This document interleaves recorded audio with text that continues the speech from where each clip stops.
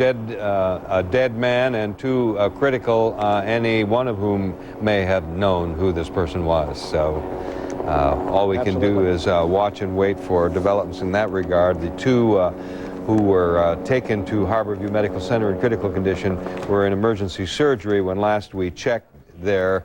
We assume that medical procedure is going on because we have heard nothing more from the medical center.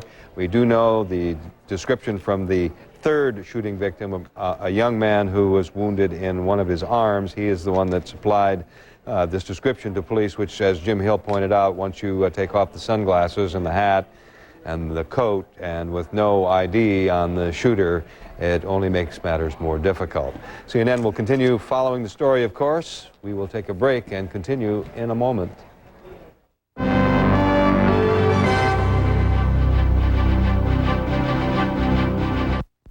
In the Money. Make the most of your personal finances and join our online investment club. In the Money, weekdays 11 Eastern on CNN. We've had a few quality control issues with our products here at Mettman Manufacturing. It's burnt. Well, thank goodness we have stamps.com for all the recalls. It lets you print your postage straight from the printer, and the post office doesn't seem to mind. Bottom line is, we'll run out of defective products before we ever run out of stamps. And that is a comforting thought. Sort of. Guys?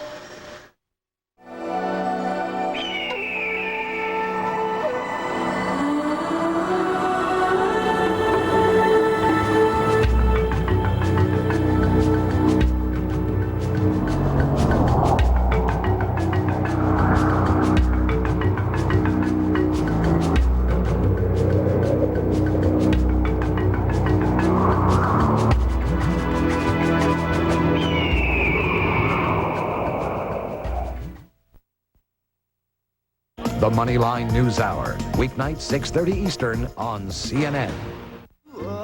Now there's two new ways to save all night long. Sprint Nickel Nights just got better, and you get to choose which way is best for you.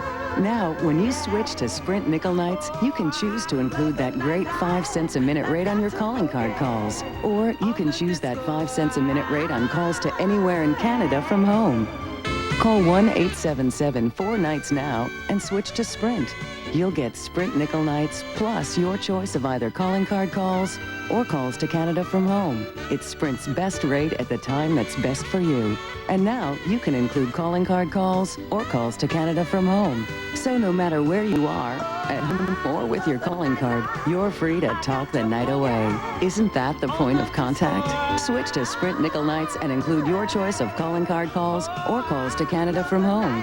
Call 1-877-4-NIGHTS now.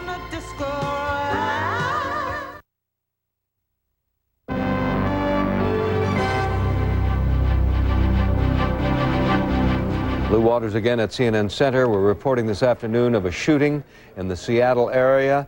We have just been monitoring KING, King Television in Seattle, our affiliate there, who have been talking with a hospital spokesperson at Harborview Medical Center, and they are reporting to King TV that a second person in this shooting has died. As you know, 3 wounded people were taken to Harborview. 2 of them were critical. When we last spoke with a hospital spokesperson, there was emergency surgery going on. Now, according to King TV, in an interview with a spokesman there at the hospital, a second person has died. There were 2 critical there, so there are 2 more at the hospital, one without life-threatening gunshot wound to the right arm, I believe.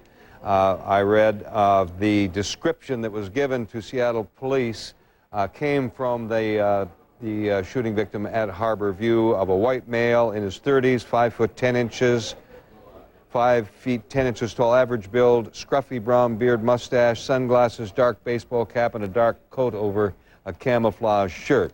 We have now a tape of that interview with the hospital spokesman. Let's listen to what they had to say.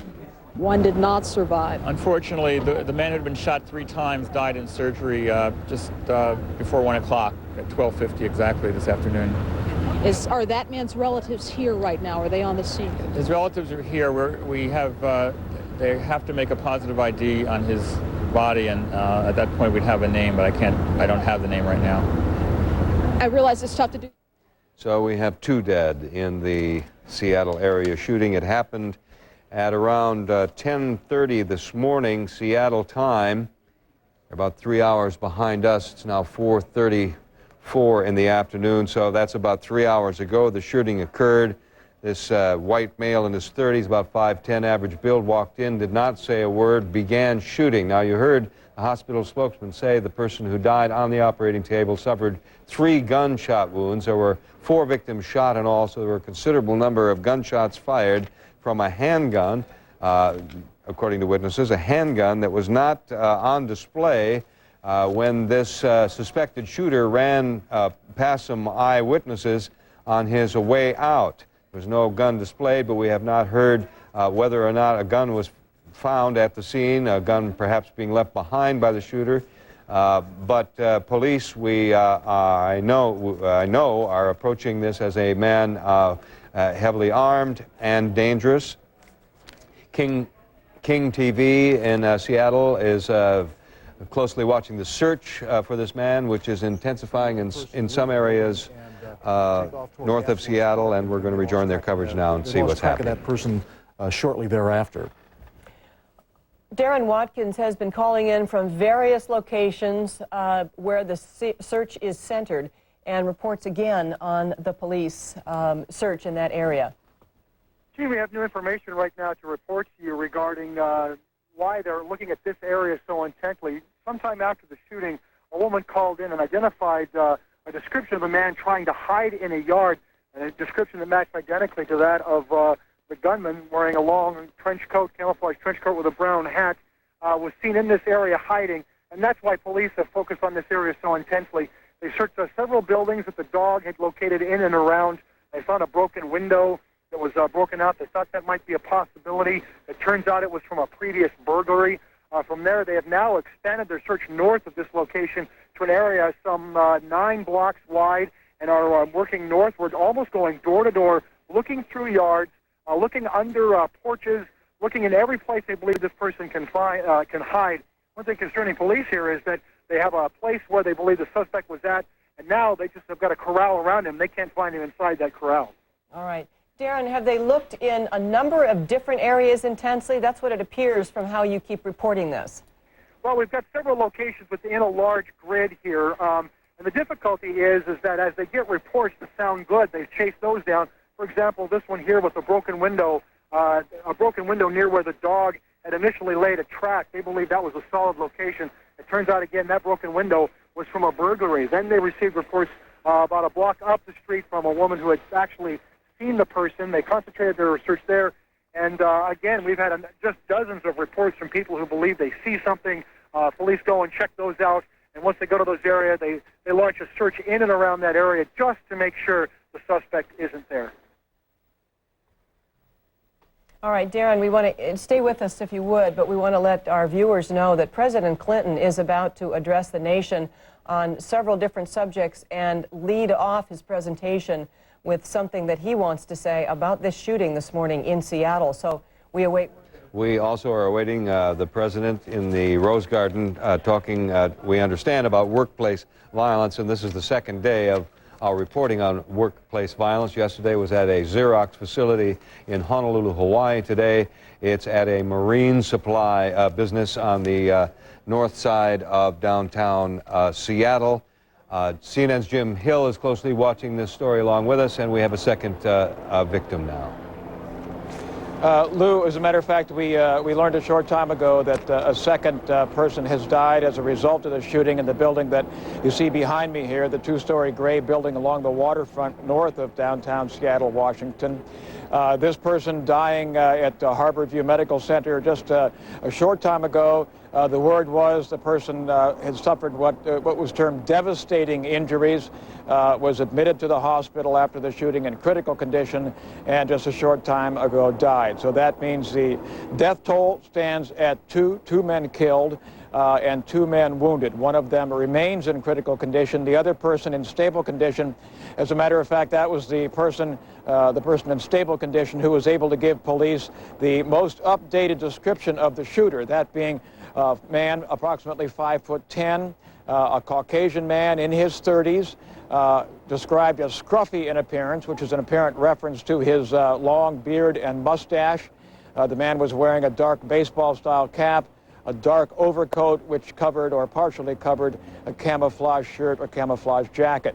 The man was believed to have used a black handgun, firing a number of shots that one ear witness described as sounding like an automatic staple gun, repeatedly firing again and again.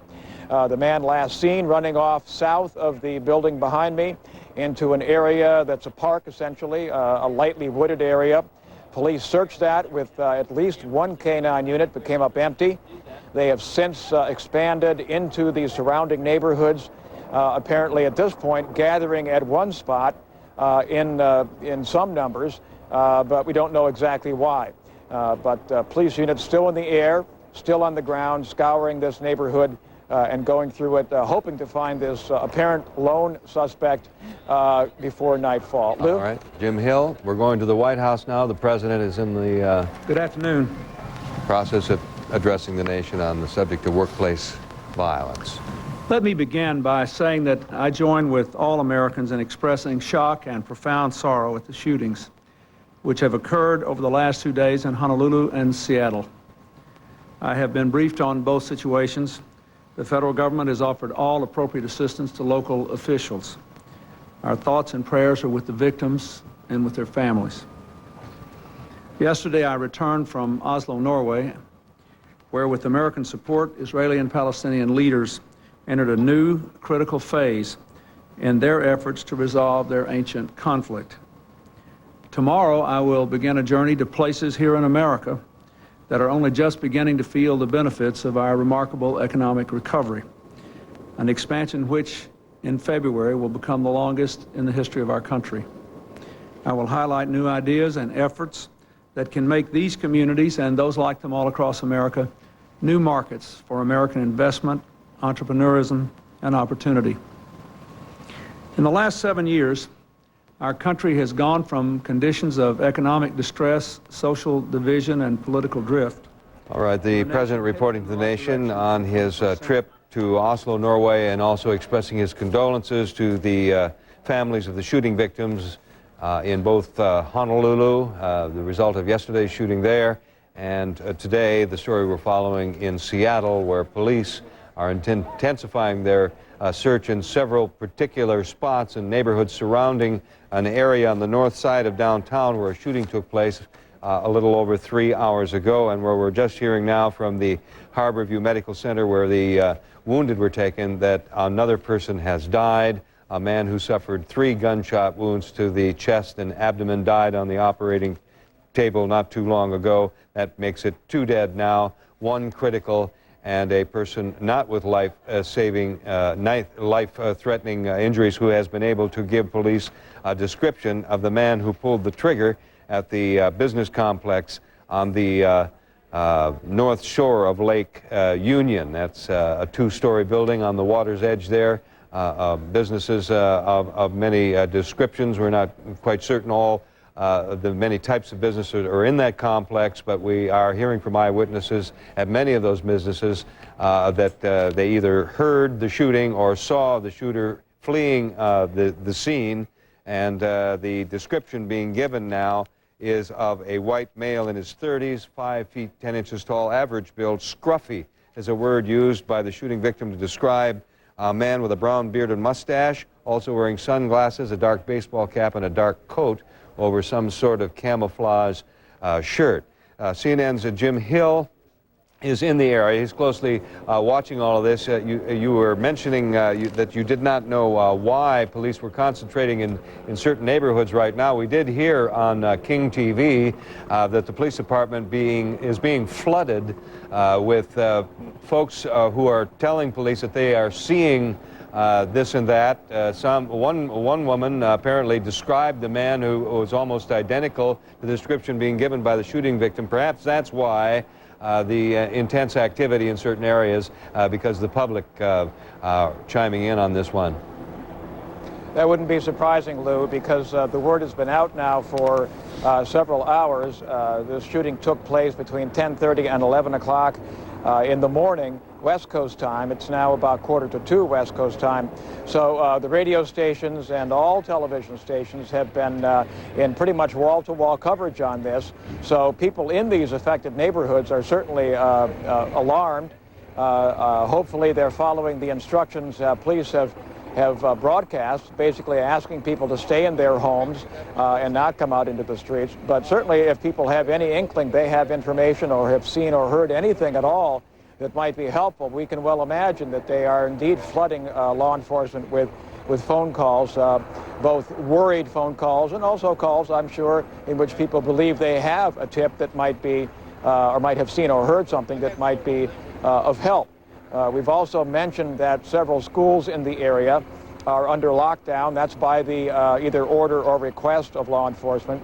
Lockdown meaning that the students are taken to any of one or more central areas in the school where they can be safeguarded, kept under watch and so forth by teachers and by school officials. That in anticipation of any potential problem that might happen in and around the schools. Certainly don't want that to take the students by surprise. But at this point, the search has been going on for several hours, probably going a little farther out each time, each hour that goes by, because they have searched the immediate area here. As a matter of fact, we saw 2 police units leave this area within the last 10 or 15 minutes. So there is not as heavy a police presence right in the general or the immediate dock area, the wharf area around the shooting. So that's beginning to clear somewhat as police start to go out perhaps even farther into the neighborhoods to try to find this man before nightfall. We've mentioned it could get dark at about 4:30, 4:45 West Coast time here, which would be approximately 2 hours or so from now. And police certainly want to get this man in custody before nightfall. This lockdown you tell us about, Jim, is a police initiative. The police notified the schools. They locked the doors, nobody in or out. To your knowledge, is this standard operating procedure with police departments in cities across the country, or is this unique to the Seattle area? Well, it certainly seems to have been done in Seattle very quickly and very efficiently. I believe there are 3 or 4 schools in this area. They were all locked down, as you put it, the doors locked and entry and access prevented or limited. That was done very, very quickly with no seeming disorganization at all. And as you say, apparently at the police initiative. So there seems to be some kind of coordination between law enforcement and schools in this area. I've heard of schools being locked down before, but I've not heard that it is necessarily a standard kind of pre-arranged situation that law enforcement has with schools. But maybe in light of some of the shootings that we've seen, in particular school shootings, that law enforcement has become a lot more proactive in coordinating with schools around the country and pre-arranging certain actions in anticipation of one scenario or another.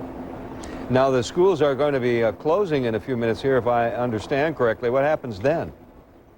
Well, I'm sure that they're going to take these students home as quickly as possible, but we may well see a situation similar or reminiscent of the shooting that we talked about earlier in the North San Fernando Valley of Los Angeles, a situation in which we saw law enforcement officials leading lines of school children, small children, safely out of that area, believing that there may well be a suspect still around. So I would imagine that when it does come time for school adjournment today, that you're going to see some kind of an orderly dismissal of these students and perhaps an escort of some sort to get them out of the area in a coordinated way. I really don't think police are going to want 3 or 4 schools full of children simply letting out in the afternoon and the kids filtering on out into the neighborhood. And there'll also be some folks in those businesses around the area leaving also. That might complicate matters. Isn't the area cordoned off? Won't that create some kind of complication here? Oh, yes, it is cordoned off. I'm not sure what the police plan to do. I know they were not letting people into this area initially, but certainly they're aware that this is a commercial area. People have to go home. I imagine their roadblocks, their cordoned area will remain in place, and they'll probably check people as they leave. But at this point, we haven't heard of any particular plans to escort people out of this area. This is a waterfront area, I should point out. This is not an area of high rises, of intense business activity. So we're not talking about thousands of people, for example, leaving as you would have in a downtown area. So I would imagine this can be done in a fairly organized way. All right, Jim Hill, CNN's correspondent on the scene of the shooting in Seattle. We'll be talking again. CNN will take a break. When we come back, we'll have some other news, including the latest on the search and recovery effort in connection with the Egypt Air Flight 990 crash.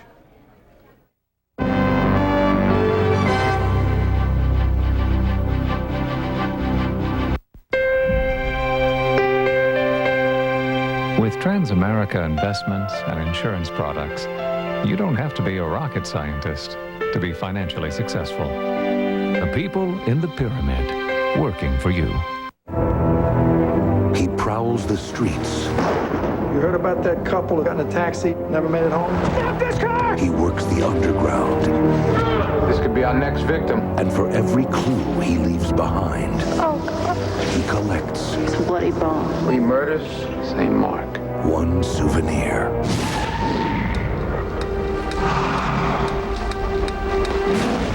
The Bone Collector. Rated R. Starts Friday. It's 5 years and we finally get City Boy away from the stock market. I'm getting firewood. You've been doing that all day. Hey, did you hear about my stocks? Man, can I pick the winners? Yeah, down 20 points. But if stocks were like football, I'd put all my money on New York. What?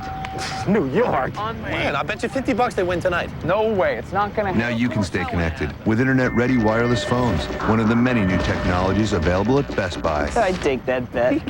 They're not gonna make it 100. You got it. $100. Did you hear that? Let's see some D. D. D.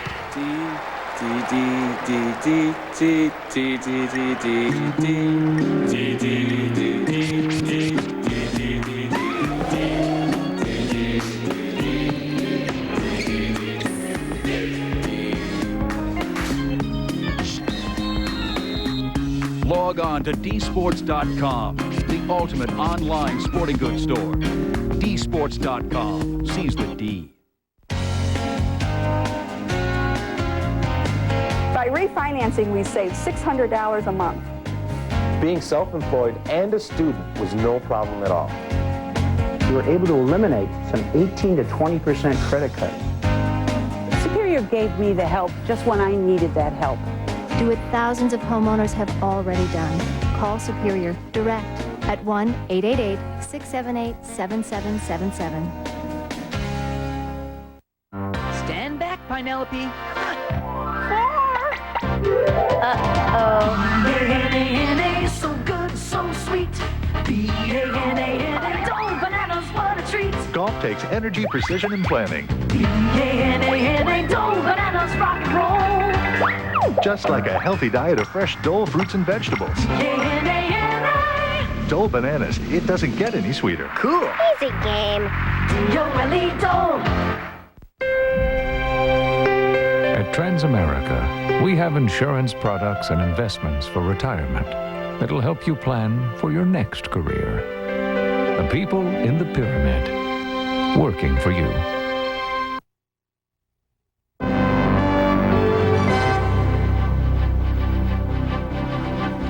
Blue Waters again here at CNN Center, where throughout the afternoon we have been watching developments in connection with a shooting at another workplace. This time it's in Seattle. The search for the shooter continues on an intense police search on the north side of downtown, which continues. There's a description of the man. Some police units are going house to house. There are K-9 units on the scene, many helicopters, but still no sign of the shooter. We'll continue to keep pace with that story and follow developments and report them to you as soon as we know them. In the meantime, let's check some other news, including another search. This one for clues at the site of the Egyptian air crash. The search effort is on hold until the weather improves, we understand, and CNN's Carl Rochelle joins us now from Newport, Rhode Island, where he's watching developments. Carl?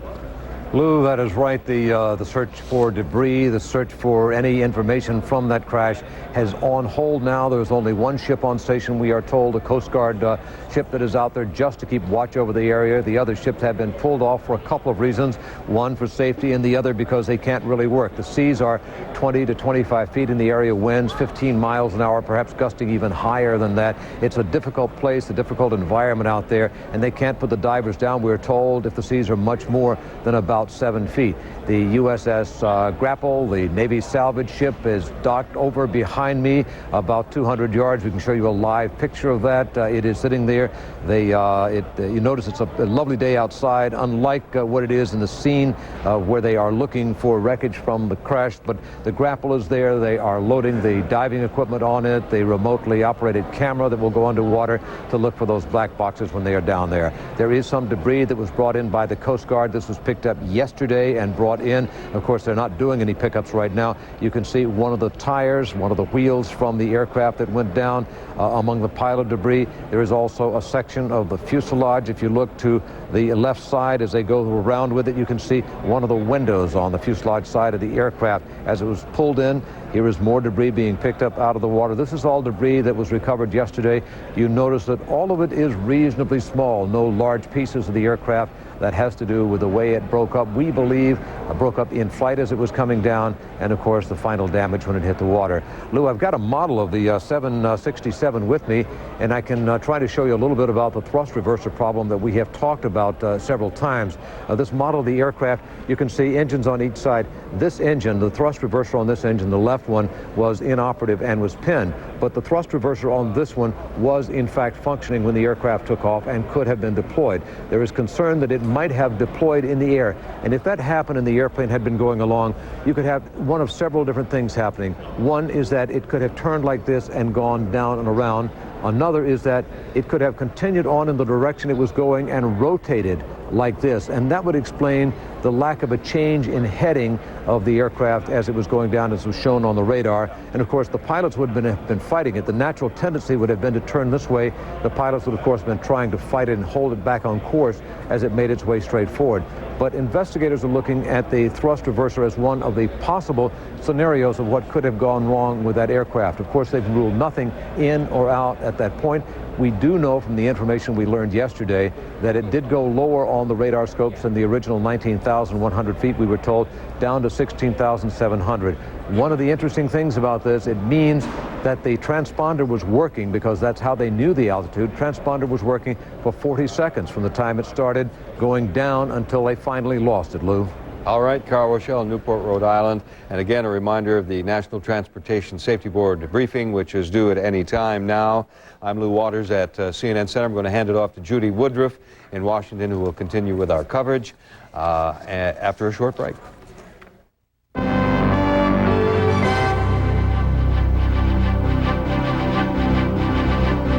Weeknights. Wolf Blitzer, Joey Chen, Jim Ray, The World Today. Weeknights, 8 Eastern on CNN. Get in the game! Get in the game! Get in the game! Get in the game, baby!